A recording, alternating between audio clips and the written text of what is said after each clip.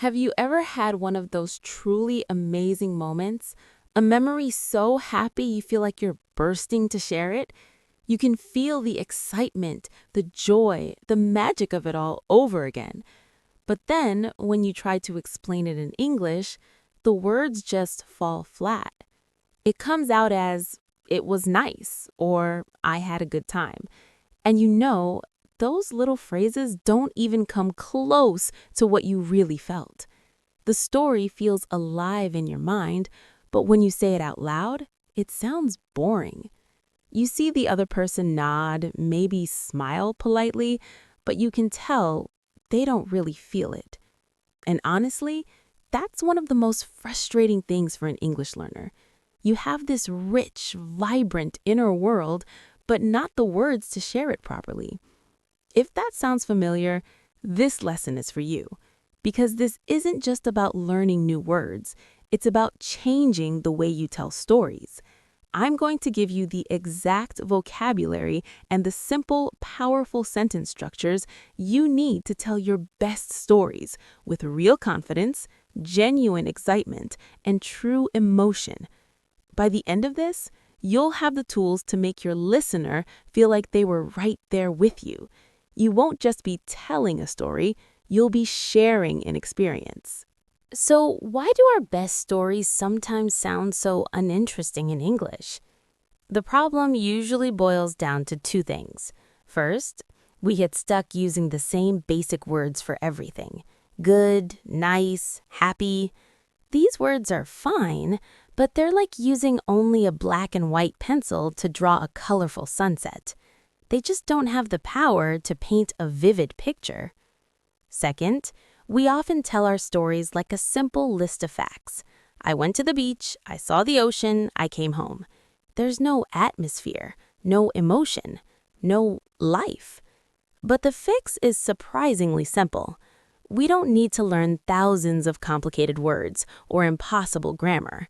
We just need a better recipe for telling the story. Today, we're going to learn a simple 3-part storytelling framework that will change everything. The 3 parts are 1. The opener, how to start your story in a way that immediately grabs your listener's attention. 2. The experience, how to use descriptive words and simple grammar to bring the moment to life. 3. The feeling, how to end your story. How you start your story is everything. It's the hook that pulls your listener in and makes them want to hear more. If you start with something weak, like, "I want to tell you something," their brain might already start to wander. But a powerful, natural-sounding opener signals that a great story is on its way. It's like the opening music of a movie. It sets the tone and builds anticipation. Let's look at some fantastic phrases that are way more effective than, "Let me tell you a story." Opening phrase 1. You'll never guess what happened to me. This is a brilliant opener because it instantly creates mystery and excitement. It's a challenge to the listener. Their first thought is, "What? What happened?" You've created a curiosity gap, and now they need to listen to find the answer. This is perfect for stories that are surprising, funny, or have an unexpected twist. For example, imagine you found some money. You could say, "You'll never guess what happened to me the other day. I was putting on my old winter coat and found a $100 bill in the pocket." Or for a surprise celebrity encounter, "You'll never guess what happened to me at the coffee shop this morning. I was waiting in line and I turned around and my favorite actor was standing right behind me." See how it pulls you in? You want to know what happened next. It's casual, exciting, and the perfect way to start a story with a wow moment. Opening phrase 2. That reminds me of the time when... This is the perfect opener for a natural, flowing conversation.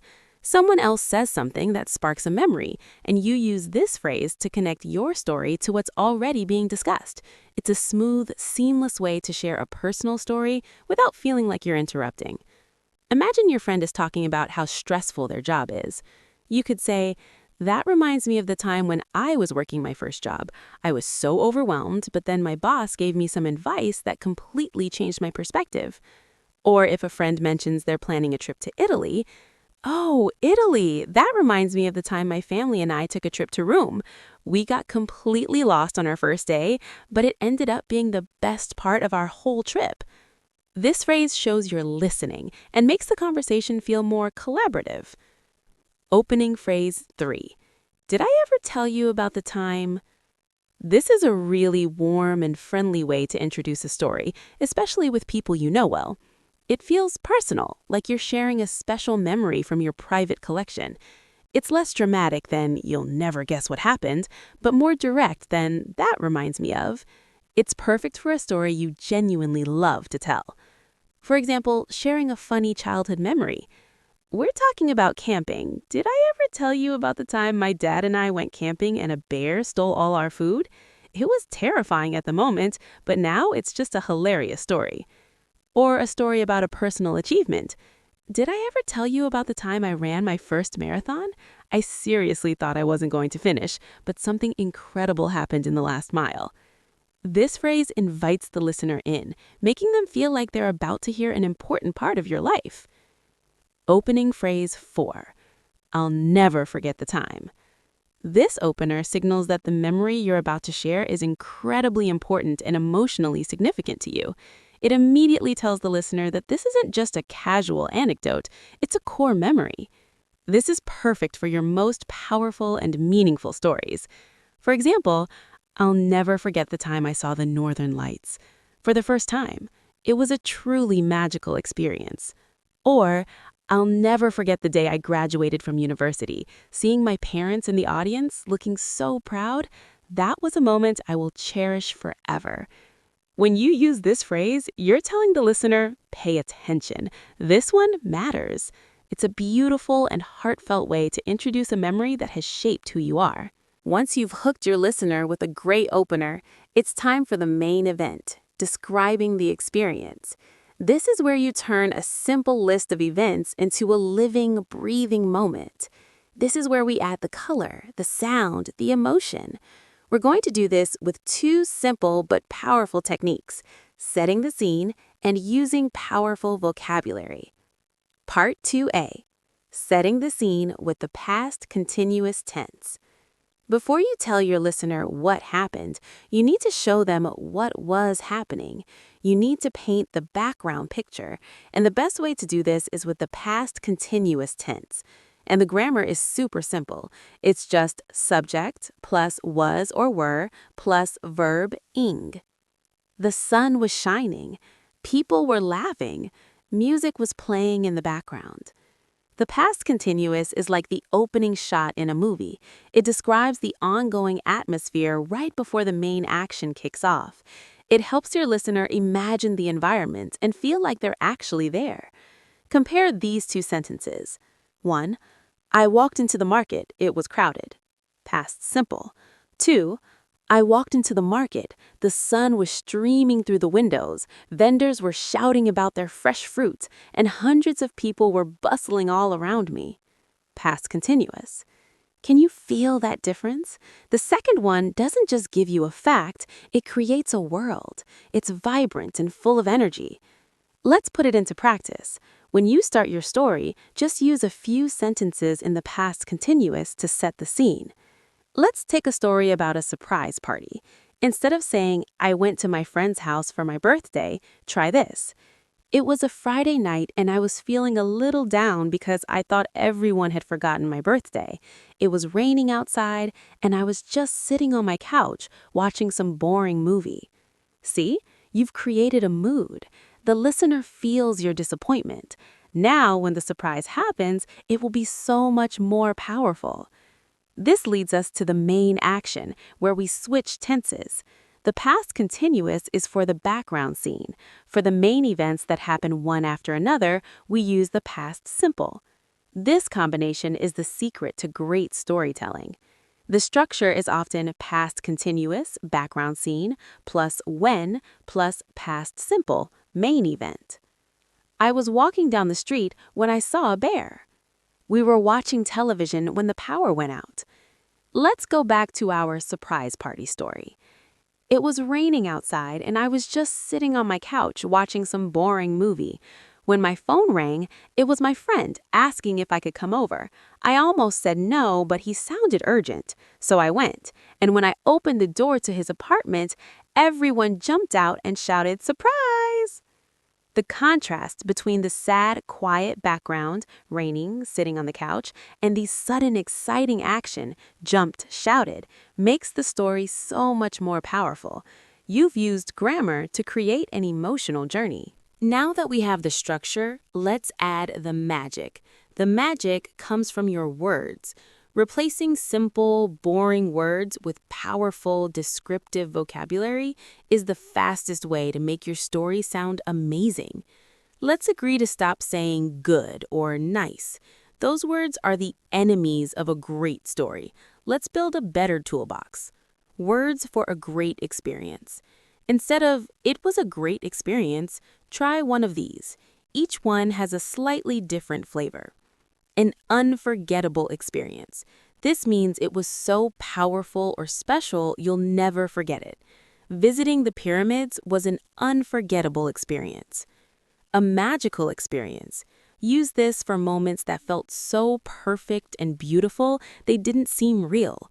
Watching the fireflies light up the forest was a truly magical experience. A life-changing experience.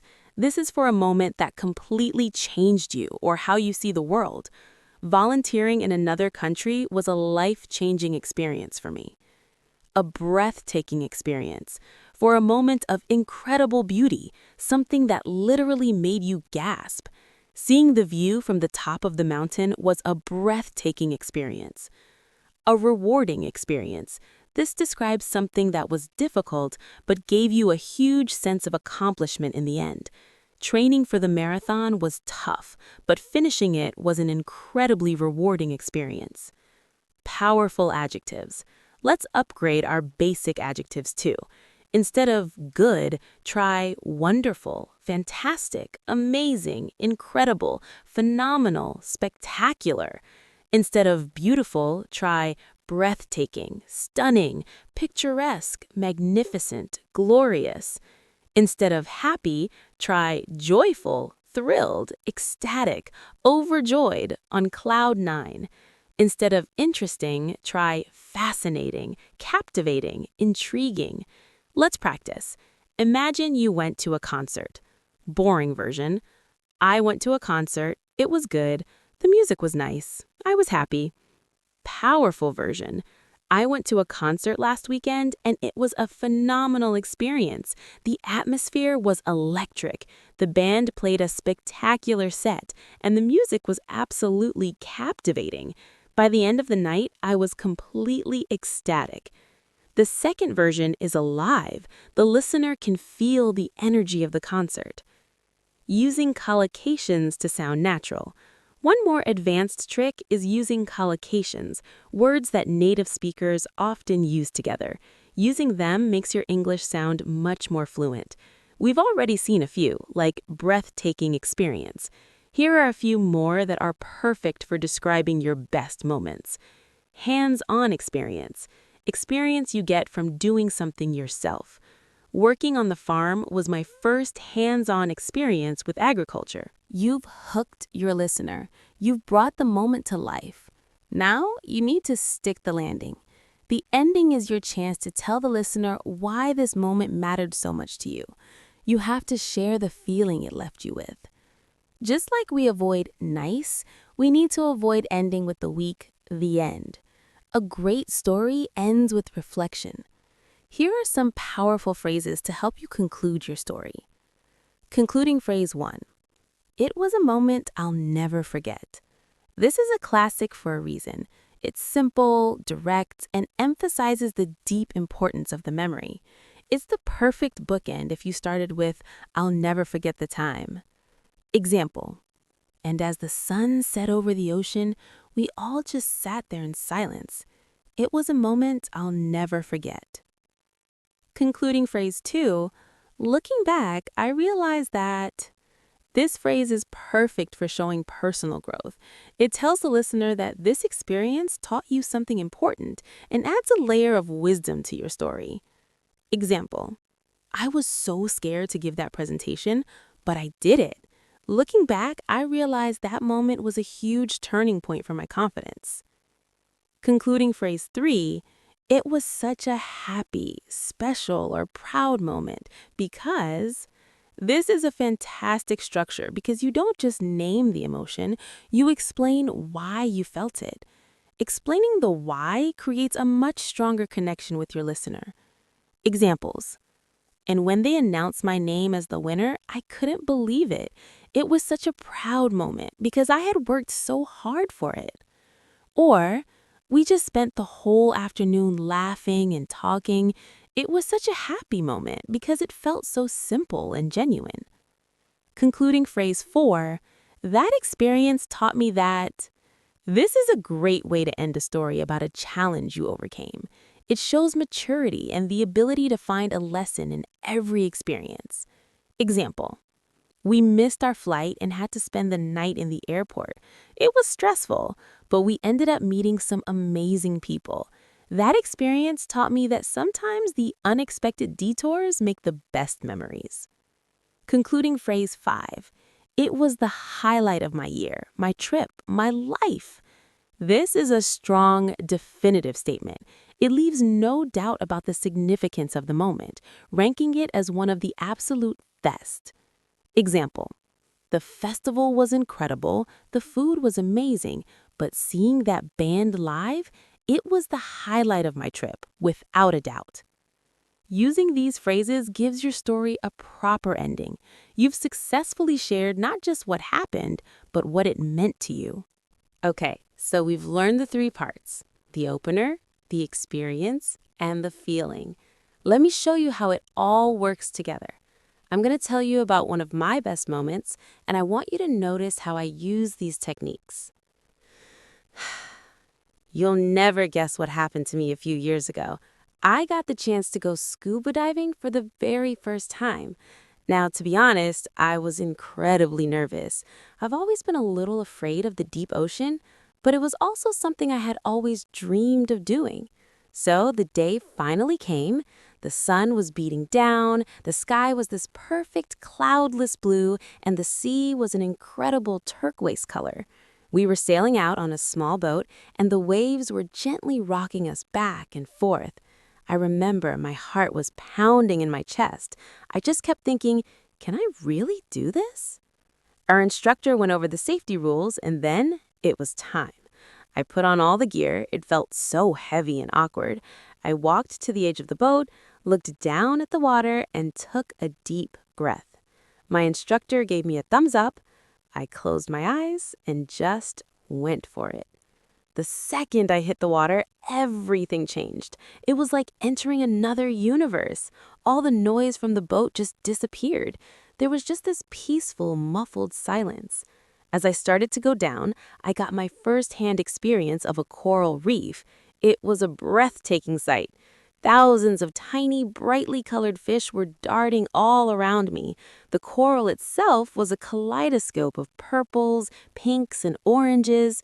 The sunlight was filtering down from the surface, creating these beautiful, dancing rays of light in the water.